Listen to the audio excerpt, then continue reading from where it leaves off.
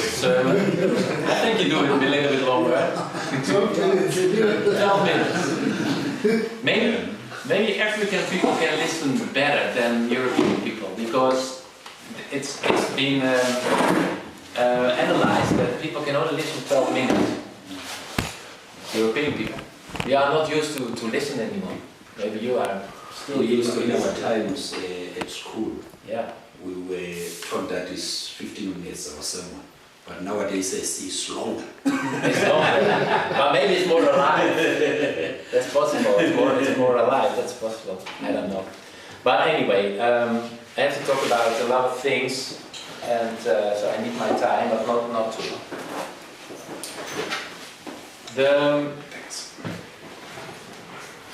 The last time I was here, I talked about the Old Testament, because I'm an Old Testament scholar, and that's my main interest also.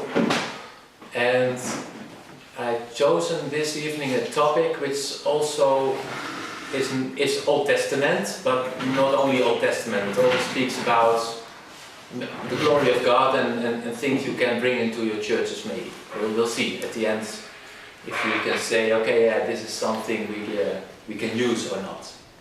But anyway, hopefully you learn something about the Old Testament, and it's always good, isn't it? I think, well, that's a given. The Old Testament has to be interpreted. Okay, I don't want to get in all these exegetical things. I won't do that. That's what you learn at the university normally, if you have the Old Testament modules. But you can interpret the Old Testament in many ways. You can interpret it in a translation and just read it. A couple of examples is, for me, when I read the Old Testament as an academic, not as a Christian, but as an academic, then I'm always trying to get deeper into the text. I'm trying to get behind the text, behind the metaphors that the writers are using, behind the imagery, into the structure of the text. There is so much more to say about the Old Testament and the text than only the surface. And I will repeat in a very short way what I mean. Well, if you were here last year, then maybe you remember I talked about the thorns and the thistles. Lots of prophets in the Bible use this imagery of thorns and thistles. You know, these plants are growing in the fields, and if you don't get them out, they will overgrow the crops, they will overgrow the corn, they will overgrow the grain, etc. So we have to get them out. And there are some texts in the Bible, or some prophets are saying, if you don't weed out your field, if you don't remove the thorns and thistles, they will overgrow all your field. So that's an imagery. That's just what it says, nothing more.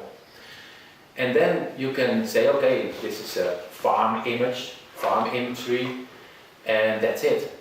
He's talking about farming or something like that.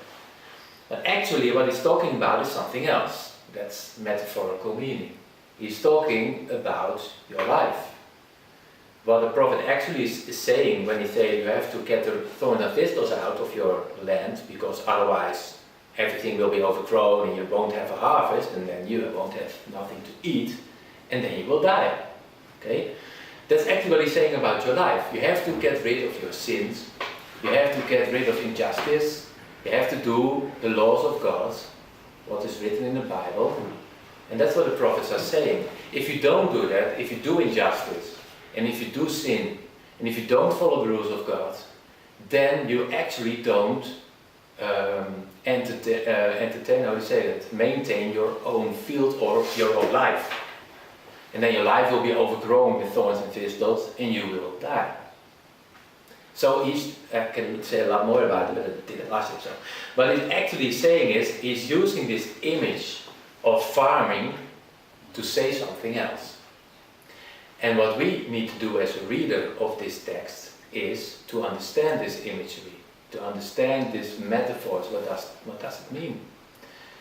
To do that, you have to get into this imagery, actually into the mind of the writer, of the authors, and try to understand what he's meaning, what he's saying with this image. So you go out of the text, try to understand the metaphor, and then go back into the text again. Something like that. Another thing I talked about last time was about the numbers in the Bible. You know, like 40 and 12 and 7. And 7 is the number of Perfection. yes, completeness, perfection. 12 is the number of how many tribes were there? 12. Yeah, 12 disciples, 12 tribes. So it's about the wholeness of Israel, the wholeness of the people. 40 is the year that the people wandered in the desert. 40 days was Jesus in the desert. So these are all numbers you can explain symbolically. They have an extra meaning. It's not about only saying, oh, Jesus was in the desert for 40 days, not 39, not 41, no, 40. No, it's about the symbolical meaning behind the numbers. And I also said last time, I gave you some examples about, it's not only the numbers which you can read in the text, but also in the text itself, in the structure of the text, are these numbers woven. They are woven into the structure. And that sounds a little bit strange, but it was actually a professor who was educated here at Pretoria, and who he was a teacher in my university in Holland, the Netherlands, Professor Kanye, a long time ago. He's in his 90s now. He's still alive. And he counted the text of the Bible. He just counted it, the words and the letters. And then he found a lot of nice things, like the number 7 is coming back. Like the number, in a lot of texts, the name of God appears 7 times. So that's completeness, wholeness, the whole. It's also symbolically, but also a lot of times he found the numbers 17 and 26. So this and 17 is symbolically for God's name, and 26 also.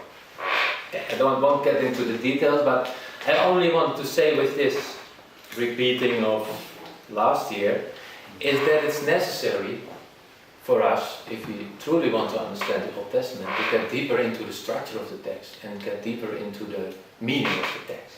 Well, you don't have to, you can also read it on the surface, but it's an extra layer of meaning which is in the text itself. Now, this is only introduction, it's all introduction. But I want to give some other examples of what I mean by the structure and extra information you can get from the text itself if you read it in the Hebrew text. For example, there is a repetition of sounds. That means, the sound of the Hebrew sometimes explains the content of what he's saying. I just give one example. I have to go a little bit fast. In Hebrew it says in Judges 5:21, and it's about kings who are being torn away by the water of the Kishon, which is an ancient, fast-flowing river. That's the translation. And in Hebrew it reads, Nachal Kishon Karavam, Nachal Kulemim, Nachal Kishon. So the rhythm is hasty. It's like water. It's flowing like water. So, Nachal Kishon Karafam, Nachal Kudunim, Nachal Kishon. So it's like flowing. It's like a river, like water is flowing. And actually 5 words are referring to water. So it doesn't change the meaning of the text, but it's very nice to see it, that the content and how it sounds, that it's the same. That's one example. Another example is alliteration. You know what alliteration is? It means that they use in a sentence the same word, the same letters after each other. Like in Joel 2 verse 3, it says Ochla eish ve'acharav. So every time you have the aleph, Ochla eish ve'acharav. So it's a repetition of the sound. It doesn't change the meaning of the text, but it's very nice to see. Another thing which is a little bit more important for the meaning and as a figure of style. If I'm going too fast, you have to say it, because I'm Dutch, I always speak fast. But my father said he's the I'm a minister also. In my church, they were saying he's the fast reverend, fast speaking like that. And that they said after 10 years. So I think, say it to me in the beginning, then I can change it and speak more slowly, but they say it after 10 years. It's really something Belgian. They never say what they think. Okay.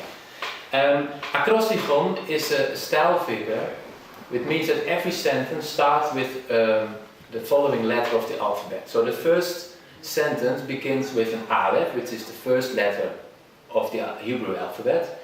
The second sentence starts with the Bet, which is the second letter of the Hebrew alphabet. And then so on and so on and so on, until you have 22 verses. Hello. And you see this style figure in some books, well, especially in Klaagliederen, second book of Jeremiah. How's it called in English? Lamentations. Lamentations, of course. Yeah, Lamentations. Lamentations has got 5 chapters. 4 of them has an acrostichon. So the following letters, each sentence begins with the following letter of the alphabet. It's 4 times. So each chapter has 22 sentences. It's very nice structured, it's beautifully structured. But Psalm 9 and 10 also have an acrostichon. And we count Psalm 9 and 10 as 2 different psalms. And that's what I mean with the structure. If you look at the acrostichon, then the acrostichon begins in 9 verses 1 and it stops at the last sentence of Psalm 10. Yeah. So it means, what does it mean? That Psalm 9 and 10 are actually one psalm and not 2. Okay? So the structure says that it's 2, but that is only 1. Okay. Another style figure is a concentric structure. Did you have that on your Old Testament module? It's actually very simple. You have 5, maybe, let's say you have 5 sentences. The first sentence is an announcement of something. The second sentence says something else. The third sentence says also something else. And then you have a repetition of the first 2 sentences. So you got the A, B, C, B, A structure. It's like a circle. So the beginning and the end is the same message. And then the second verse and the not last verse has the same meaning. And now, why is this important? Because what is important, according to the writer, is in the middle of this concentric structure. So the writer is actually pointing the reader to what he thinks is the most important thing of this text. That's why it's also important to look at this structure. Now, and the last example, and then I get to the paper. And that's a very nice one, I guess. Sometimes you have in the Bible a text which you can't make anything out of it. It's a confused text. And then a lot of people say the text is corrupted because maybe the copyist made a mistake, or the writer did make a mistake, or whatever. It's a mistake. Something is confused. It's not right. Isaiah 28 verses 10. It has a sentence. It says Tzaf tzaf, kaf la kaf, kaf la kaf. You can't make anything right. But still, you have to translate it. So sometimes it's translated as commandment on commandment, rule on rule, here something, there something, or here a small one, there a small one. Actually, it's a confused text. It's a wrong text. You can't make anything out of it. So then you can say, okay, that's it. But now you can also look at the context in which the sentence is standing. Some sentences before, the author is talking about the priests who drink wine and are a little bit drunk and can't speak properly. It says here. Even the priests are staggering of the wine.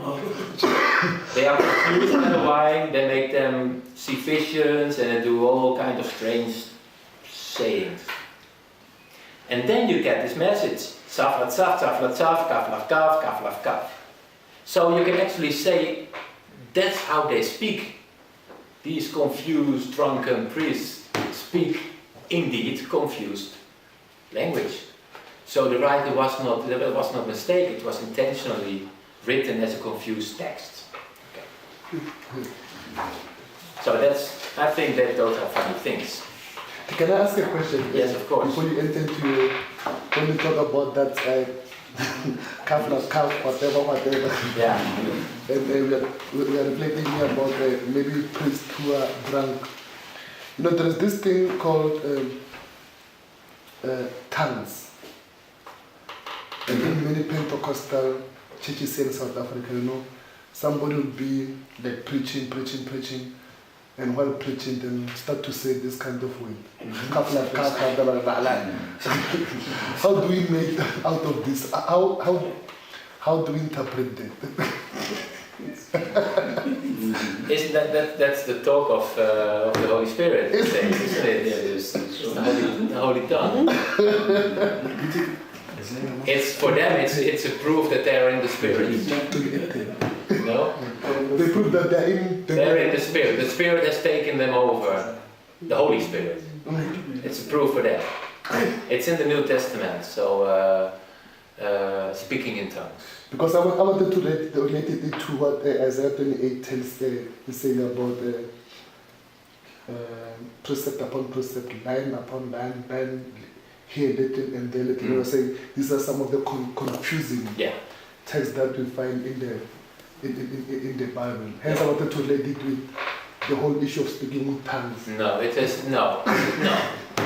It's related to the priest who drank too much wine. Oh, that's it. So it's not a confusion. It's not a mistake. The text is actually written as drunken text. So it's fine, I guess. So what I'm trying to say with all these examples is that that it's very that you have to get deeper into the text, and there are certain ways of doing that. And one of those is also what I'm going to talk about now.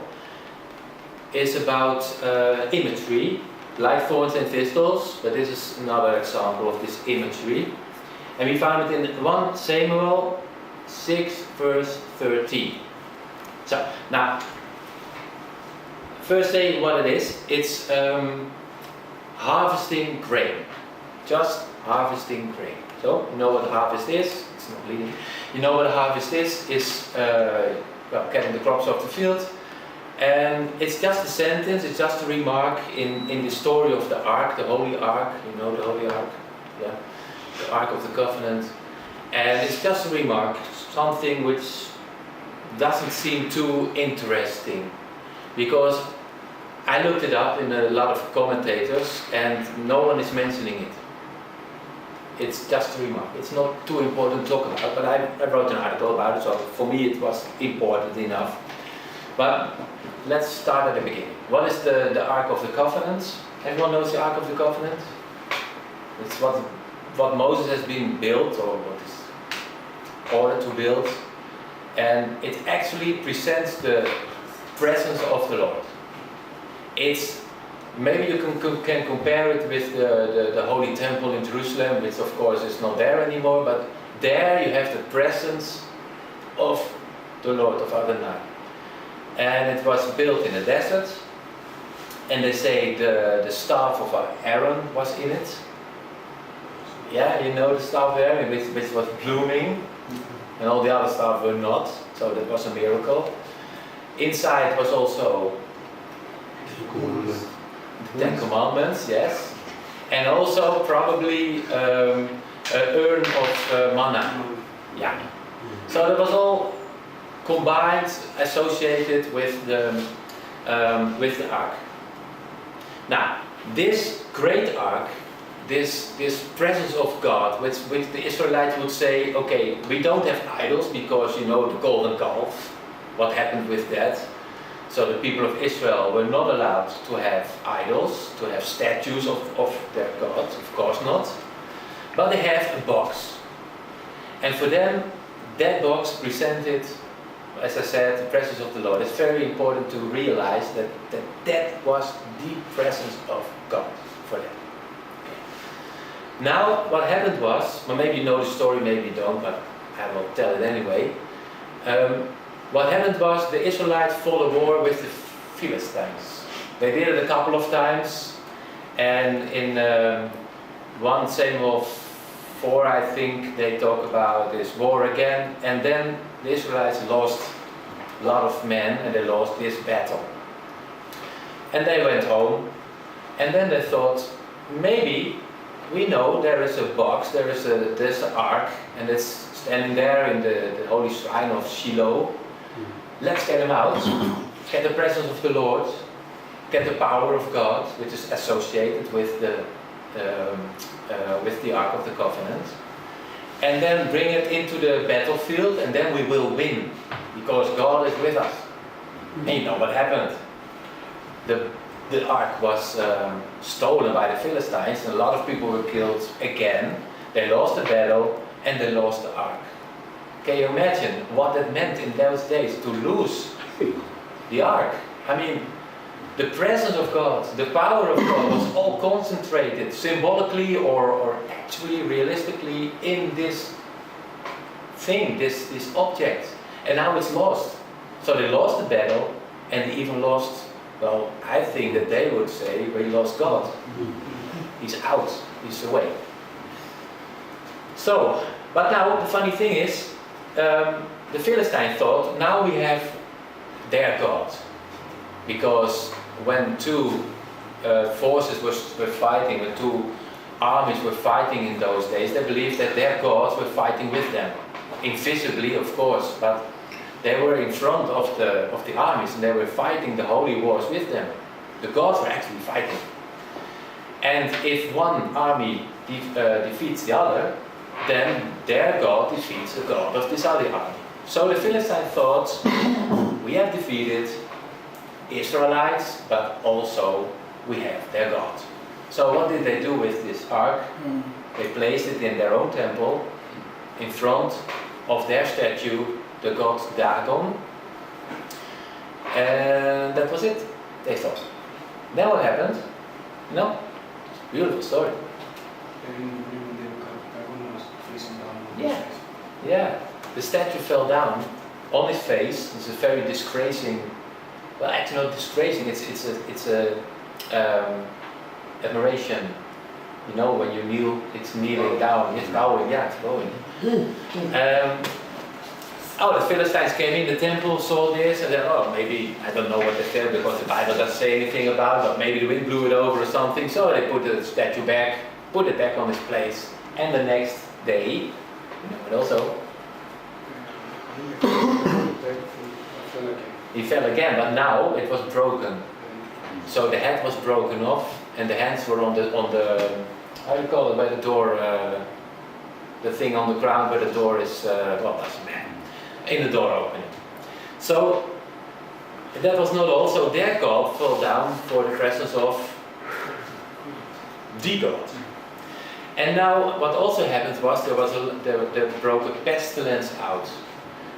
People were dying because of illnesses and other disaster things happening. So the Philistines thought, okay, we should get rid of this ark and we send it to another city, let them deal with it. Same thing happens. Pestilence broke out, a lot of people were dying, diseases, all kind of things. So they shipped it to another city. And after 5 times they finally realized that this God can't be held. It's too powerful. So they came up with a plan. And they said, okay, we put it on a wagon. We put this ark on it. We take 2 oxes, which are being still with their mother, 2 cows. And we put it in front of the wagon. And if it's going back to Israel, then we certainly know that it's God, their God, which is leading the way. And that's what happened. So the cows, and that's the funny thing in the story, they were moving, that's what the story says, they were moving all the way to Israel, and they're going straight to Israel, back to Israel. So in this setting, so this is all setting. In this setting, no, the ark was gone for 7 months. They thought they had lost God. The ark was gone, and then it came back on its own. And at that moment, and I'll come to my thing, at that moment the author writes the Beit Shemitim, so the Israelites were harvesting grain in the valley. So that's it. So I'm thinking it must be important, because otherwise why would he write that? So then you look at commentators and they're saying, oh, that's about the ark returning in the summertime, because harvesting of grain in Israel is May, June. So it's about the season or something like that. Then I think that's a little bit stupid, because you have this great ark returning. It's one of the biggest stories in the Bible. And then the most important thing you can say is it's returning in summertime. So, okay. So I was thinking there must be more to it. And then I come to my introduction. You have to look deeper in the text. So what I did is, I get this text out, like the harvesting of grain, out of the text, and see if there are associations connected to harvest and grain outside of the text, see what kind of connections are there, and then put the connections back into the text again.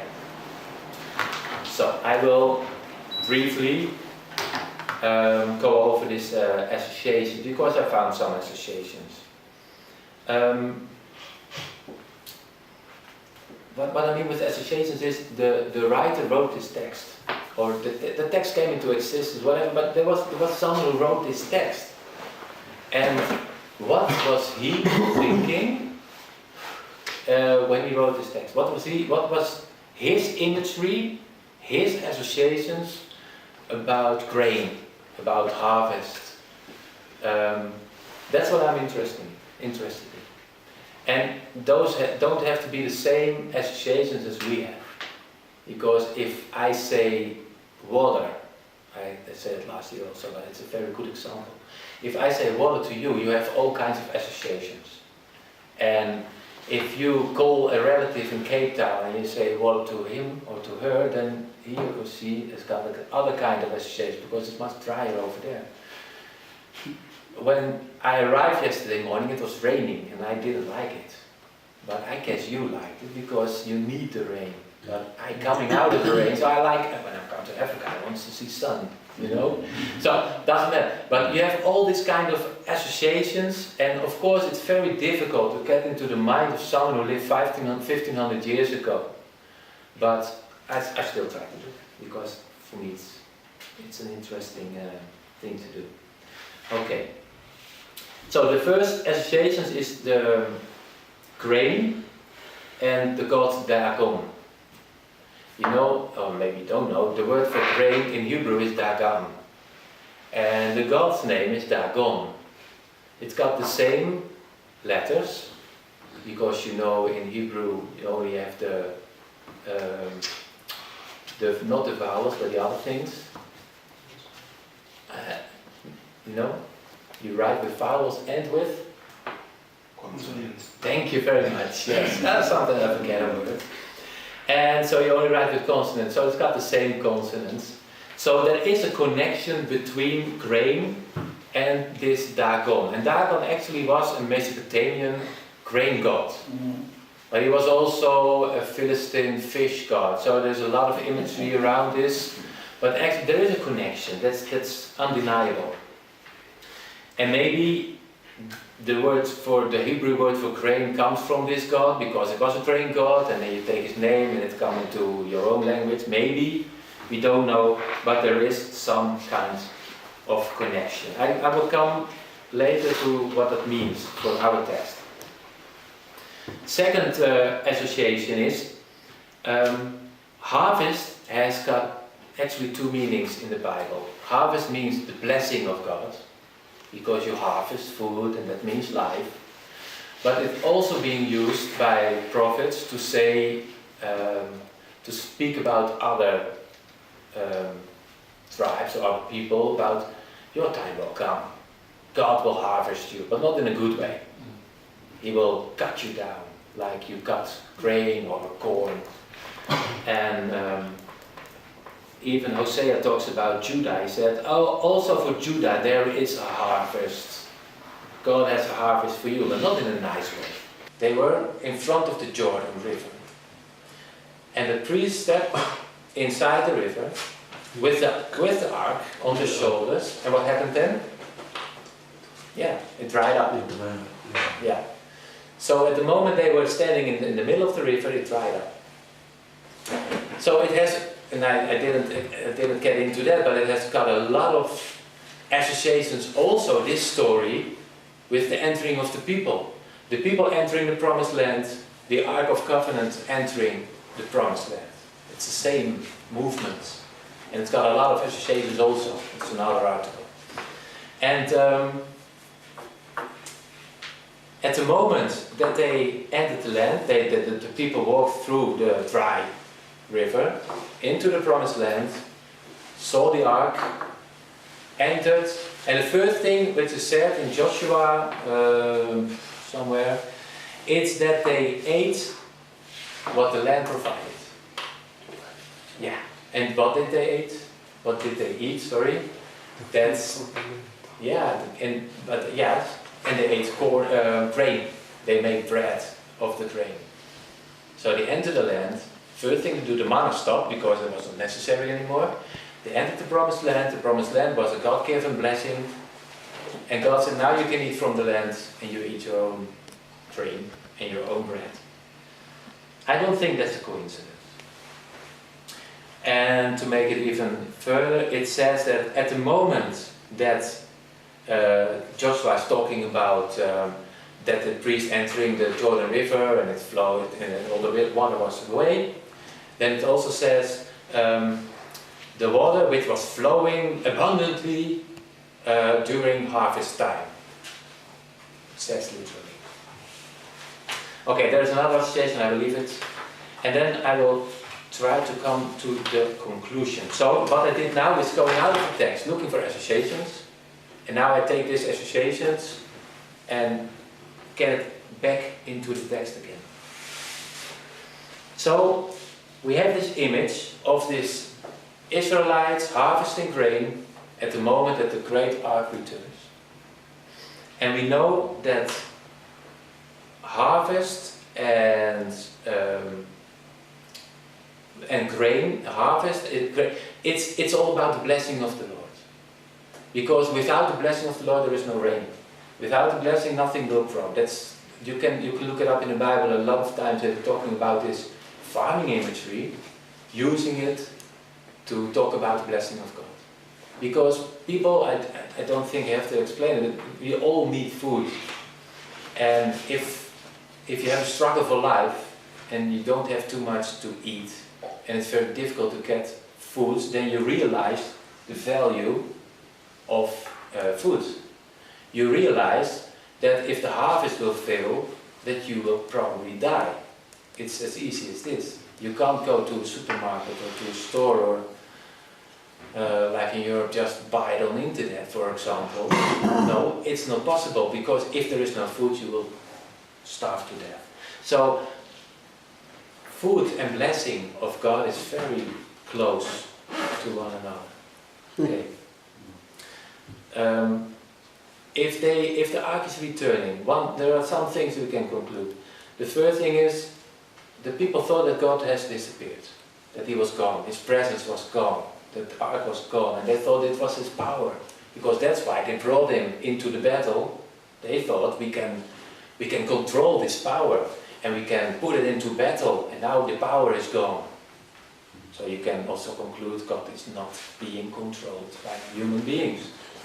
He's not self-controlling. He makes his own mind and He decides what's happening, and not people. Okay, that's one conclusion. The other conclusion is that God's presence is outside Israel, because He did His miracles over there. And the Philistine, Dagon fell down and he came back on his own. The ark came back on his own. So God's power or might, or whatever you call it, is outside Israel also. But now it comes, it's also inside Israel, when the ark is outside. Can you still follow me? Yeah. So, I think the people were thinking, the presence of God is gone, His power is gone, but the harvest was still growing, because 7 months the ark was gone, And it's actually the time that harvest needs to grow in Israel. It's approximately 7 months. So the ark is gone. Growing of harvest is God's blessing. It is still growing because they were harvesting when the ark returns. So God's blessing just went on. It wasn't gone. So you can talk about it, think about that a little bit further if you want to. It's got a lot of theological implications. And also, when the ark returns and the people are harvesting, it actually says everything is all right. Because I'm returning, no, not I'm letting the ark return. You have your harvest, I have my blessing, everything is actually okay.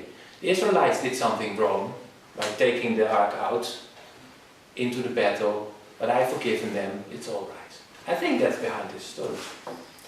And also the other way. So we talk about life for the Israelites. Harvest and grain is life, is blessing, but it means death for the Philistines. They thought we can have this ark, and it means death because they were dying. Their grain were eaten by the mice.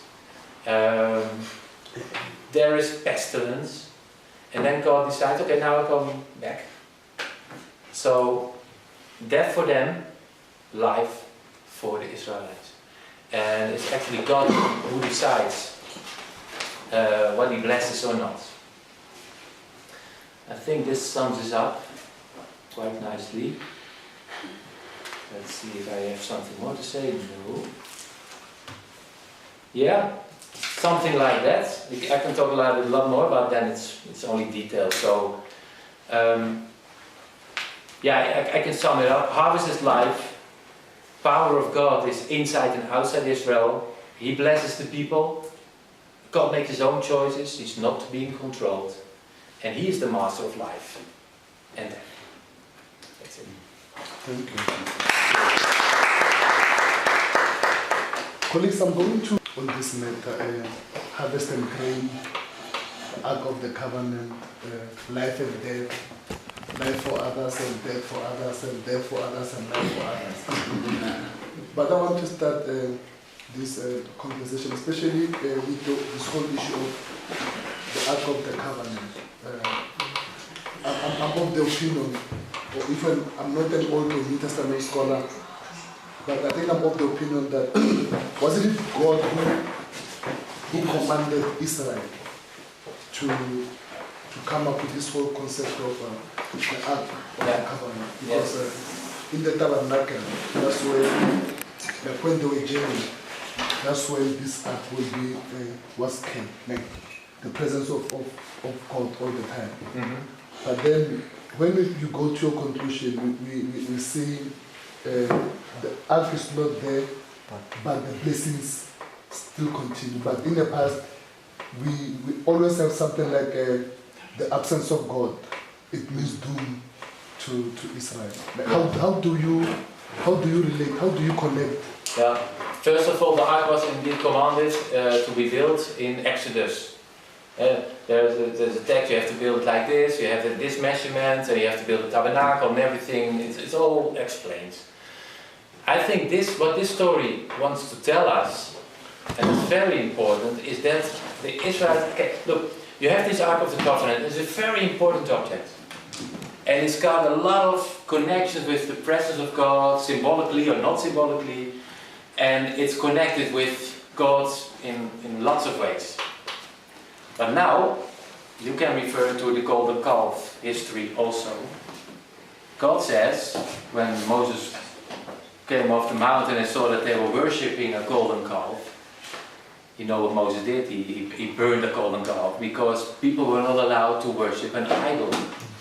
Now, it's the same for the Ark of the Covenant. It's all about the presence of God and His power, and it's a visibility for people to look at and to have it as a center, but it's not God itself. That's the thing. It's not the same, you know. It's the same as this image of Dagon. People in the surrounding areas, they all believe that their God, which was standing in the temple with their statue, that was their God. They actually clothe them and feed them and give them walking around with them and get them to in a council. They were sitting, or they will put them together so they can talk together.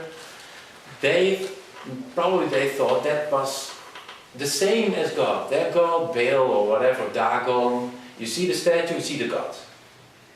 And I think this story of the return of the ark wants to tell the Israeli people, don't confuse the ark with God, because God is above it. He's higher. He's connected, but it's not the same. He's not. Do you know it? Can you understand it? Yeah. It's like the Bible. I mean, the Bible talks about God and talks about the Holy Spirit, about Jesus, but the Bible itself is not God. It's missiology, you understand? Yeah. You can't worship the Bible. So you are not allowed to worship the ark. And that's why the presence was outside, also inside Israel. The presence continued of the Lord. So actually it says the Ark of the Covenant, okay, it's the power of God, yes, but God is so much more than that. You understand? Okay. Of that, three things. One, at the beginning of your introductions there, you talked about a confused text. So it raised an eyebrow for me about the issue of the reduction criticism. When the canon was being put together for such text, why didn't they look critically to such to make it the point that when it arrives to this juncture that we are, it does not cause a confusion because of it's more apocalyptic. When I read from your introductions that the text is a bit confused or dark. Well, it's confused by not by accident. It's meant to be confusing, the text. This sentence was meant to be confused. Okay. Yeah, the reason why I'm asking that is because you look at most of your apocryphal books that did not make it to the canon.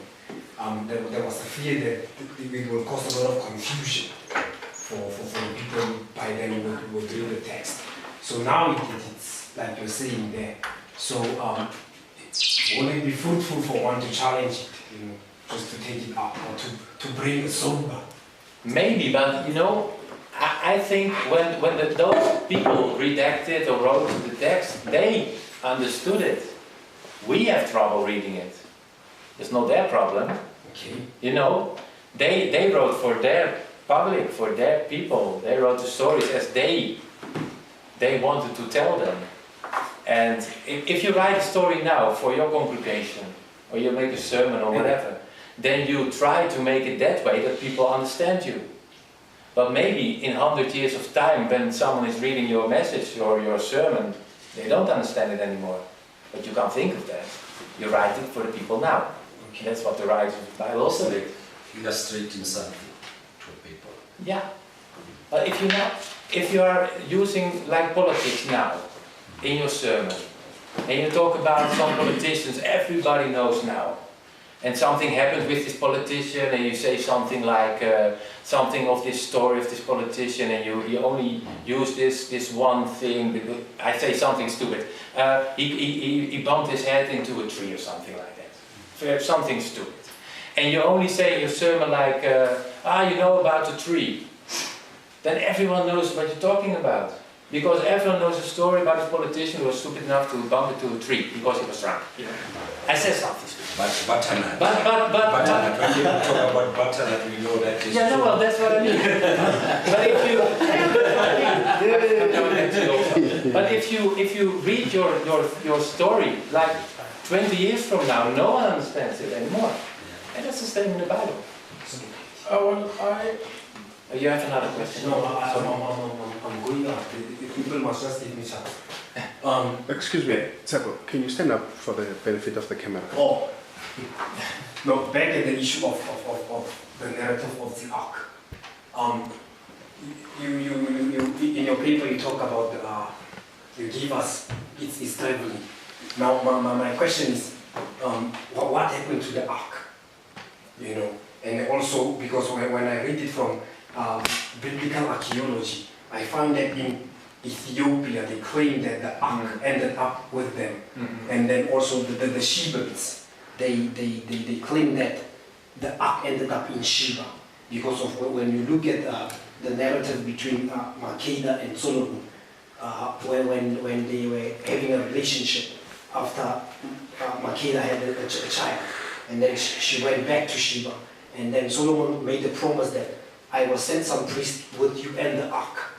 So now, because Thomas Roma, in his narrative about the ark, he also talks about what happened to the ark. Yeah.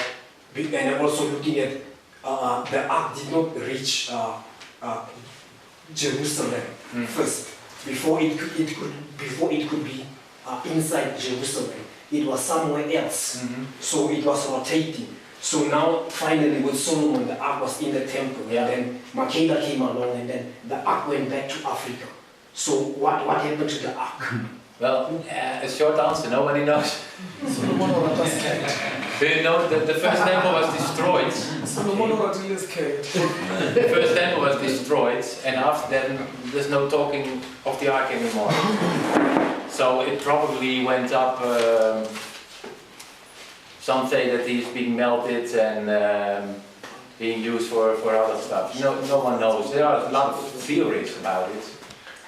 But it's just disappeared, and actually that's very interesting.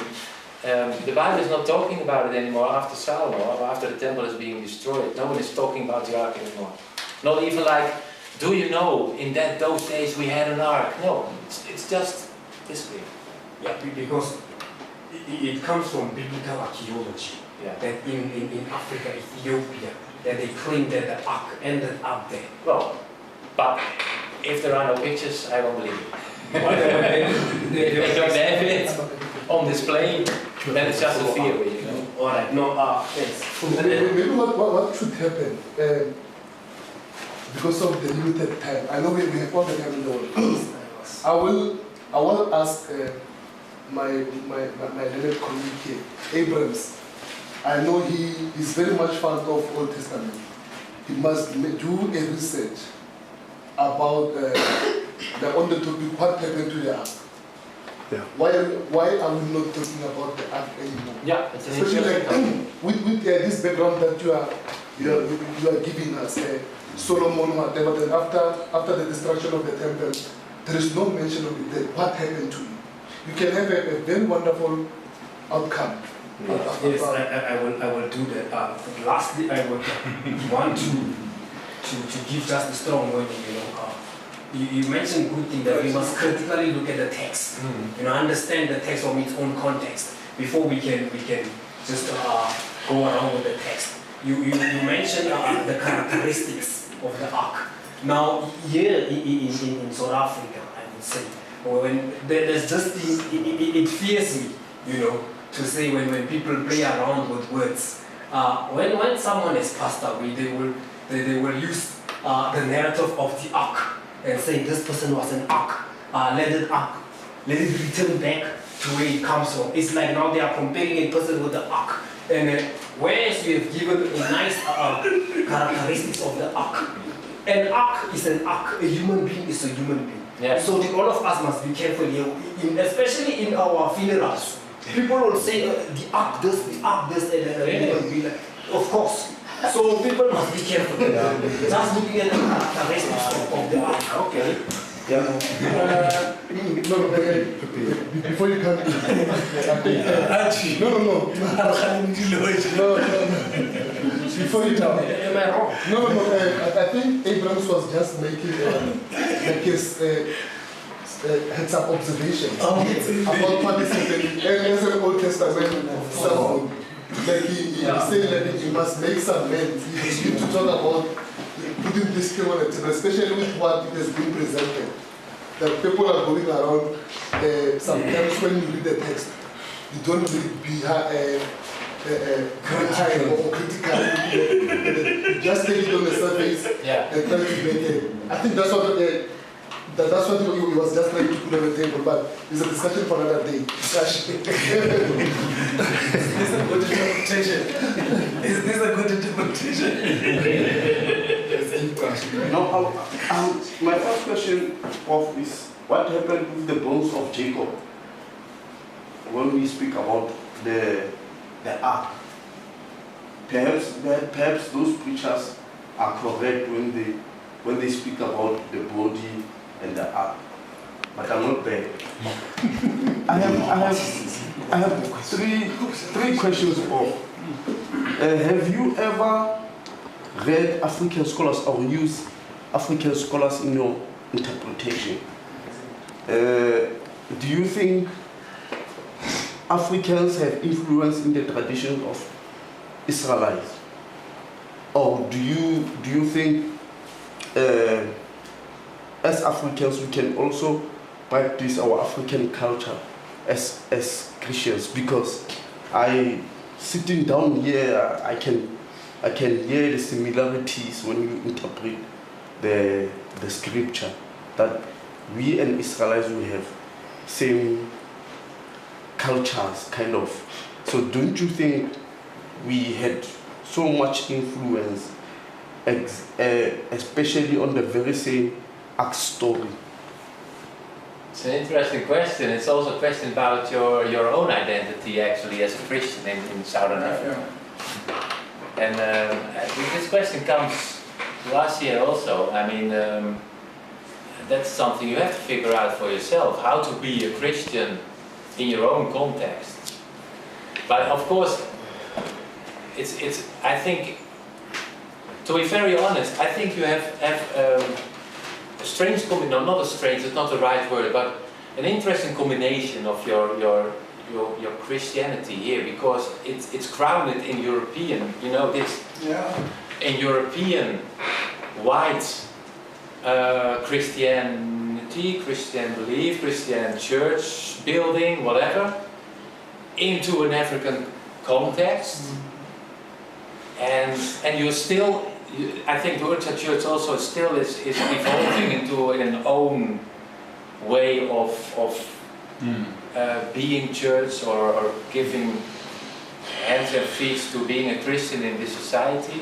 But still you have this old church order of the white, ancient European, which I find very strange actually, by the way.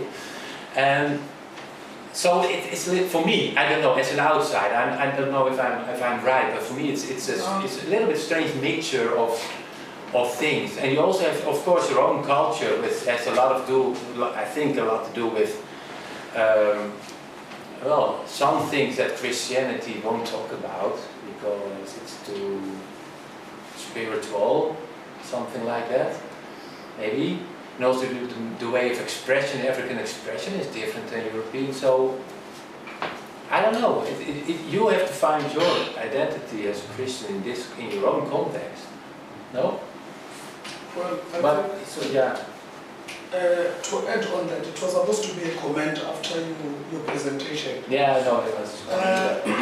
From what my 2 or 3 colleagues have spoken about, he asked a beautiful question to a point where it's something that we need to do or start to do as the Northern Theological Seminary, supported by the entire UXA. We'll always have this challenge of interpreting the text, because we are interpreting what has been interpreted before by someone according to their own tradition and their own culture. So what Matasha is trying to ask there is very much simple, and I think as NTS now must move towards this direction. As long as we do not have a text straight from Hebrew to our own language, then we're going to have a problem. Because every time when we interpret this thing of Hebrew, we first go to an English Bible. You don't have a translation? We do not have such. No. So we go straight to an English Bible that has been interpreted more than 8 or 10 times from the exact text. So every time when we want to, like you said before, our African Christianity is always and still 80% clouded by the European thinking. the church, the theology itself, because there's one thing that I always think of now. We have this thing of we want to you see when we want to preach, you have this thing of historical background, exegesis and what. We always make noise about such, but to come and think to think about it when we are sitting alone, is it important for a 87 or 85-year-old grandmother to be told what was happening between Assyrians and Babylonians then? Probably not. You know, it does not even affect their... So we must have our own African exegesis to, you know, to try to bring this real text into their context, yes, whether it's relevant or not. So we'll always do what he was complaining about, comparing people with the ark. Yeah. Because when the ark was present, we were winning, glorifying, and doing what. So now the grandmother is gone, who was a teacher or a principal in the community. So it's like the light of the community is gone. We compare the grandmother with the ark. So we'll always suffer from such interpretation. You should be the first one, by the way, because now I've chosen another route. You must go straight into the text, the confused text of the Hebrew, interpret straight into the African language. Yes, of course. Then we'll move with a nice direction. We'll always argue of Thomas, Roma, Moses Maponya, and others. We want a real thing here. Then we will know what is what. So what is keeping you doing that? I think we are just... Because you have to claim, I mean, that's what I'm trying to say. I think you have to claim your own access to the history, to the Bible. And don't have to go through European historical... And much unfortunately, the institutions, they are theologies. Yes, of course, because they drown it in this. Yeah. But you have the problem neither. But you have the way of thinking, and it will change if you keep asking this kind of questions, because people have look like this, you know? If you are grounded in education, European education, whatever kind of education, and that's the way you connect, then that's just how you do it. But if someone else saying to you, no, you can also do it this way or this way, then he can start thinking about it. You know? People can only change if you confront them with these kind of questions, because if I wouldn't come here, I wouldn't, these questions you asking me now, I would have never asked myself, because why should I? Because I'm in my own context, doing my own work. And that's why I find it very interesting to come here, to get challenged about your context and your questions about the text. And I find it very strange that you don't have your own translation. We do have the Zulu translation, or the Sotho. No, straight from the Hebrew to our language. His name is Gianni. Okay. And that one with the purple shirt is Baba Mati. He wants to ask you a good question, but he will speak through the principal. Okay. Baba. Any last question or comments before we close our session? Any last comment?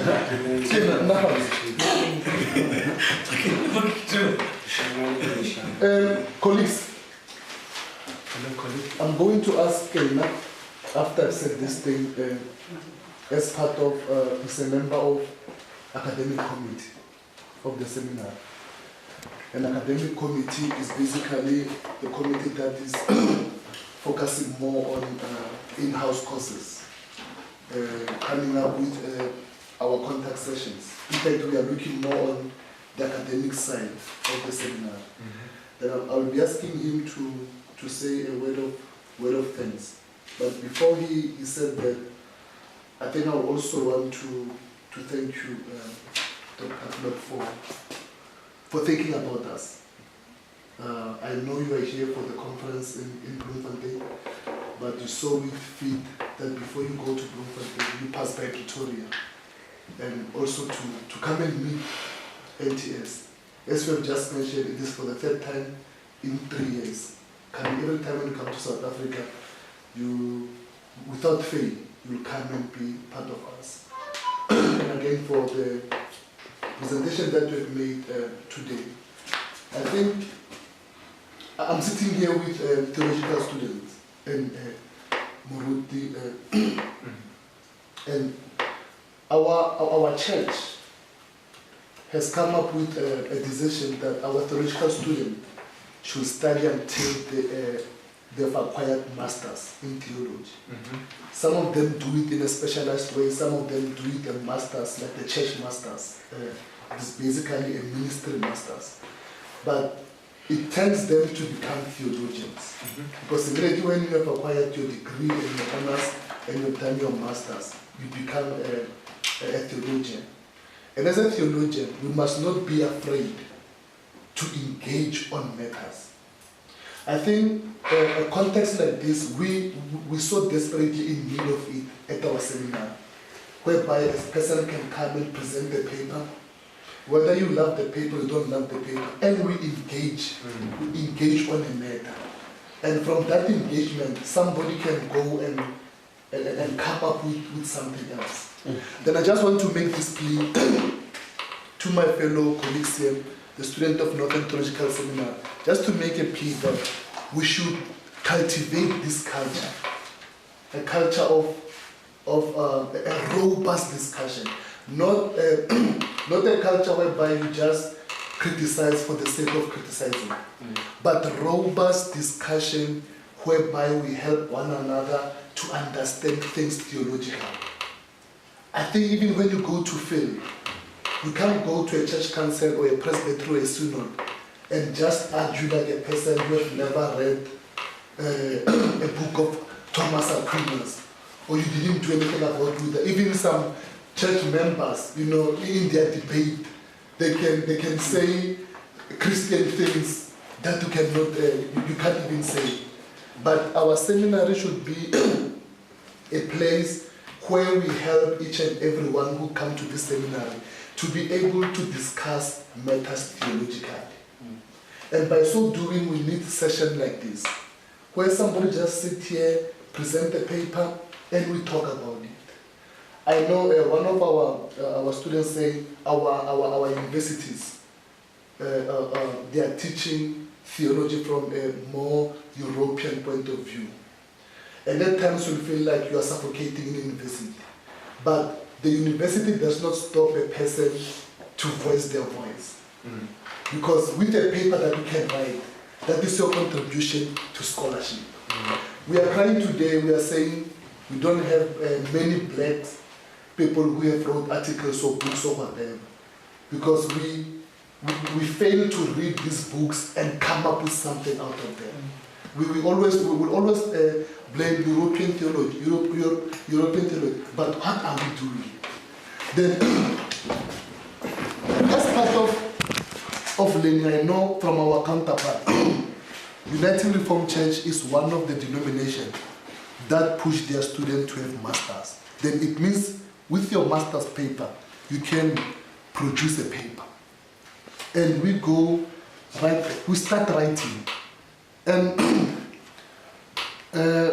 people who have produced articles that are of high standard today, they didn't start by producing an article that is of high standard. They started somewhere. Then I'm urging our theological students to start doing that. As you read your modules, you're writing an assignment, you can convert an assignment into something that can contribute to scholarship. Abrams, he's very much fond of Old Testament.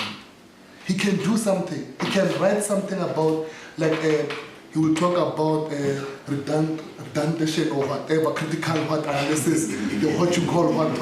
I'm more missiology, do missional change. But he can write something about that. And he can bring something beautiful about his context and how we understand it.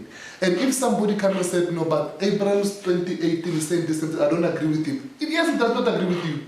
But that is what you are and what you thought at that time. Then I'm making this plea, colleagues. I'm making this plea. Let us cultivate this culture of having one session a month, whereby somebody just come present the paper, and we just talk about it, and we learn moving forward. I know it is going to do good to us and also to our theological endeavor in this world.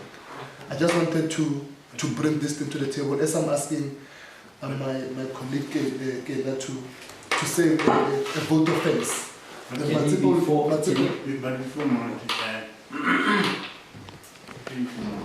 Just a very interesting point, conversation, and you must write things. We've got many students who wrote their masters in the seminar, but the unfortunate part is that as only students who will be able to read what Baba or Pankaj Kinaman have write about in their masters, but our church doesn't give. We don't give our church our paper so they can read what actually our argument. and the other point is that our church doesn't allow us such platform, because if you talk about NTS, those things we're going to debate just around these walls. But the church won't know anything about what we say within these walls. And the church itself doesn't allow that chance to go and have engaged with them. Like for instance, if the church is going to allow us those opportunities,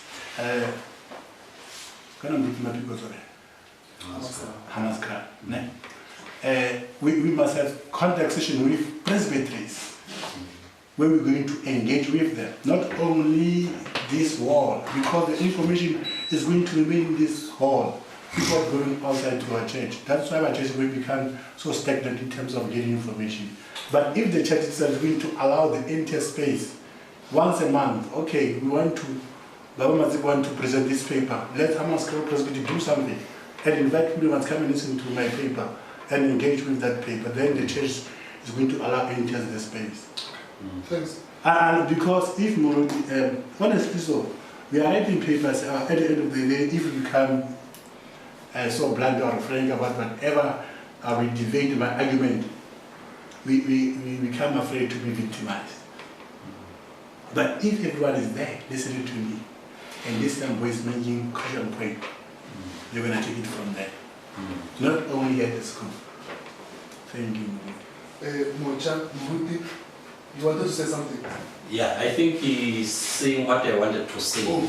It's true. And actually what I wanted to ask, whether these papers and your papers as students, are they published to our church and maybe marketed to our church? Because it looks like we are, especially the students, are losing touch with the congregations because of the higher education and our congregations are I think we are losing touch. I think Reverend Mokwebo once indicated and mentioned that we should have these papers. And since we are trying to revamp our library, I think what we're going to do, we'll be getting papers from different people who did their masters, their doctorate, and have them here. But the culture that, as a principal, I'm trying to instill here, and I think to my colleagues here, they know, even last year, is this culture of coming to discuss about the matters that are of importance to our life. Matif is writing a very nice paper about the abuse of power. And that we've seen it not only in politics, but also in the church. And the platform that he will be getting, if we say Matif will be presenting a paper about the abuse of power, whatever, and he presents that paper to ministries or to congregation, I think he can be able to contribute immensely so to the church about his observation of how power is abused in the church. And I think in his paper he come up with some recommendation that we need to move our way towards this kind of leadership that can help us to stabilize the whole issue of the abuse of power. And personally, that is the route that I'm trying to take with the academic committee, that we need to have things like this, because it also brings us together, and it will make us and the church becoming so close. I think multiple people know. I've even sent this invitation to the ministers of our church, that those who are around, please come and join us, to show this is the direction that we are seeking to take. Mocha, Zanele, and then we'll be closing the session. And maybe can I also ask him, this paper, will it be published? Now in our own animal. Yeah. Can we? It will be available for us. Yeah, after May, yes. Thank you. And again, I think it will be available, but also as Zanele is doing, we have our website. That's what I wanted to say. Also, you can put all the papers on your website, of course. We've created a website, the marketing team has come up with the website ntseminar.org. Then this session will be uploaded after it has been looked into. It will be uploaded on the website. Anyone can watch it whenever they want. But also, I think when the paper of Dr. Knop is available, we can have it and upload it on the website. Anyone can go and engage and read it. Even less this one. I think because we didn't have website, even less this one, we'll have them uploaded on Mocha. You said you want to promote this thing of coming with your paper and present it. So as an undergraduate student, I am interested, but is this platform open for me? Yes. Because now I'm working on this assignment of which is something maybe I don't mind sharing, and I think it's interesting. So this platform is open for anyone who want to test their knowledge and who want to bring about or to contribute towards scholarly. This is an institution of higher learning, and anyone who thinks that, listen, there's an assignment that I'm writing in OTW, whatever, it's about 4 pages long or 5 pages long, I want to present it in class. Then we come here, we do the presentation. We do it, we talk about it, we think about it, and we see how can we also help you. You go and do it again, we submit, and everything is open for everyone. And then our church says you don't talk 2 times on 3 times on. This one is very important. You know, during my undergrad, while I was under the leadership of VN, I wrote an assignment about the economy of South Africa. Very interesting one. So I'm going to start with that assignment. No. Honestly, It's welcome. It's welcome. Honestly, that's no. It's welcome. Especially the issue of corruption in South Africa. They were there. So 3 years back, I'm going to present it soon. Yeah, it's welcome. Gianni and Taylor, you're the last one to just make an overall, and we're going to ask Koke to pray for us. Okay. My question is regarding these monthly sessions around an academic paper to contribute to scholarship. My question is a paper the only format that is allowed?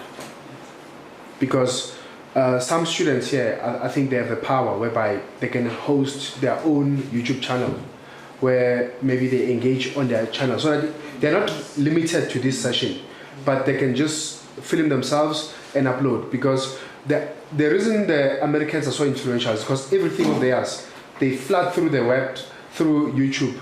And so we end up being influenced or colonized by other nationalities because of, there's nothing coming from South Africa or even UXA in terms of YouTube channel where we share our knowledge. Because, okay, I think I've made my point. Okay, you summarize everything, you thank the presenter and all who are here. So Muruti is here today. Let him pray. Let him give us a minister's prayer. Muruti must also pray for the seminary, pray for, the success of the seminary. I think we'll need the voice of Muruti for this. Kila. Thank you, Muruti, for this opportunity. Prof, we want to thank you for your time, your energy, your insight knowledge, and your everything. On behalf of the students, we really appreciate the teachings that you have brought, more especially of this biblical knowledge and studies, because it is one of our wish to produce students, whether from different disciplines in theology, but our love is to make sure that even if when they are out, biblical studies must also be studied, whether New Testament or Old Testament. The word must not vanish into thin air, the word must be with them. So with these few words, we really welcome the teachings. We really appreciate the effort and the comments from students and reverends. I really want to say from the bottom of my heart, but we're very much happy. We were looking forward to this type of sitting. We are very much happy, I must repeat and say. And then lastly, I would like to say, from what Mr. Gianni said now, I think, and Baba Matipe also, it's a serious challenge that we must look at as a church and as a school. And then we wish that when you go back to oversee where you come from, you will also think of our few students that you can take who are very much interested in Old Testament or New Testament or church polity, or practical theology, to come and learn something in your site at that site. And come back here with some knowledge from the European world. And I would want to create a joke, whether it's going to be a joke or not. When I argued in my honours paper in Psalm 137, I said Psalm 137 is a communal lament. It was a lament of everyone, because they were taken out of their comfort zone in Jerusalem. So they could not do anything in the foreign land. Yet they were asked to do whatever that they used to do in Jerusalem.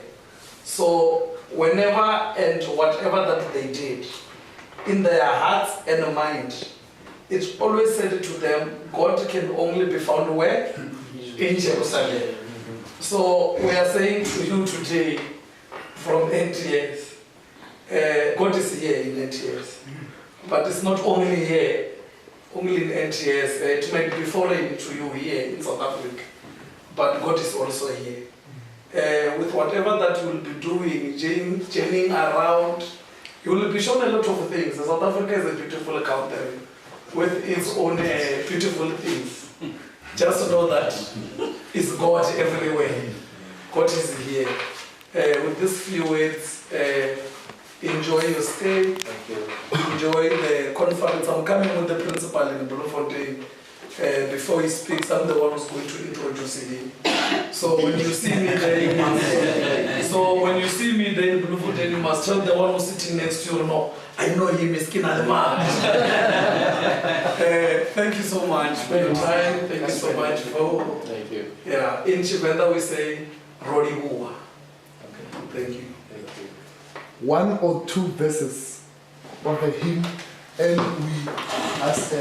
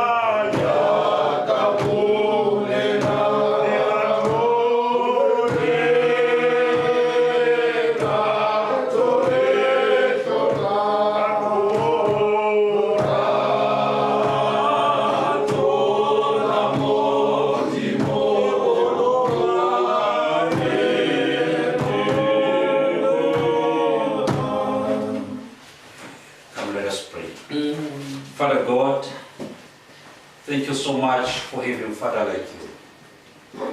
Father who loves us so much. Father who takes care of us.